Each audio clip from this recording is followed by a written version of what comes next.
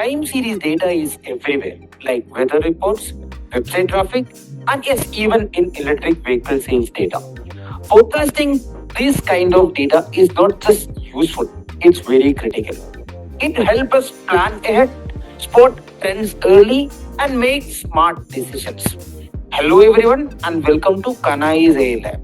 In today's video, we will explore how to use Microsoft Excel's built-in function forecasting, which is a function that brings automation and AI-powered prediction to your fingertips within just a single click.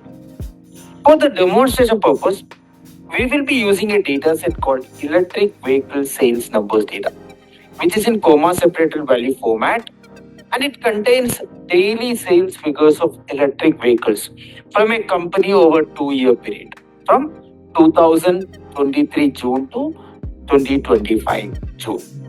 So this is a perfect example of time series data where each record of sales of electric vehicle numbers is tied to a specific date. We are now going to visualize how to explore the trend and seasonality. So let's insert a line chart like this. So here is the function and see how sales have progressed over time. Maybe for improving the visual clarity, I will adjust the y-axis range like this, making it easier to interpret the sales volume. So we are adding a linear trend line, and as expected, the sales trend is moving upwards. You can also spot a clear seasonal pattern like this in this particular visual. So the peaks occur during November and December, possibly due to year-end promotion or festival season. And you can see the dips around March and April, maybe due to off-season slowdown. So this is a great setup to demonstrate why forecasting is valuable. So why forecasting? Forecasting allows companies to anticipate demand, manage resources, and plan production or logistics, etc. Now here is the amazing part. When we use Excel's forecast sheet, it's not just a charting feature.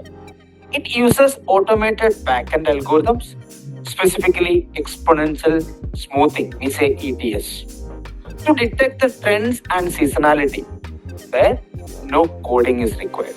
So this is AI-powered automation in action, and it works anywhere in time series data exists. So let's go ahead and create one. For that, select your date and sales column and then go to the data tab and click onto the forecast sheet. So now Excel generates a forecast chart, as you can see here, where the blue line represents the actual sales numbers, and we have an yellow line which is predicted sales, and also you can see a shaded yellow which shows the confidence interval. By default this is set to 95%, meaning we expect the actual value to fall within the range of 95 out of 100 times on the upper and lower side.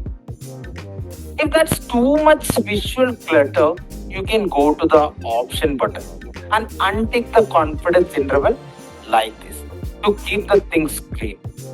You can also adjust the confidence level if you want to tighter or wider the prediction bounds, maybe 90 or 98, whatever it is.